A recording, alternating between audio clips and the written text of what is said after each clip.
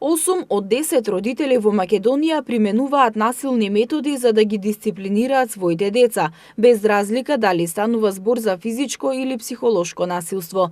Тоа може да има големо негативно влијание врз нивниот психички, физички, социјален, емотивен и когнитивен развој.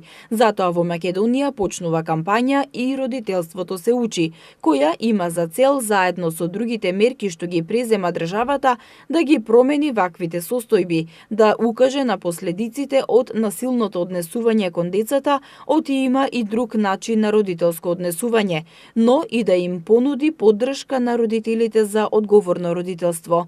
Министерката за труд и социјална политика Мила Царовска смета дека преку градинките може да се даде дополнителен квалитет во воспитувањето на децата, но и насочување и едукација на родителите.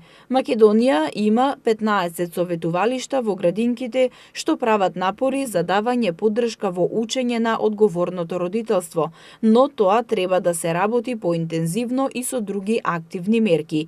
Министерот за здравство Венко Филипче рече дека во првите години од животот човечкиот мозок се развива со најголема брзина и од тогаш секое поединечно искуство влијае врз развојот и го обликува начинот на кој детето размислува, се однесува, чувствува и учи во текот на животот.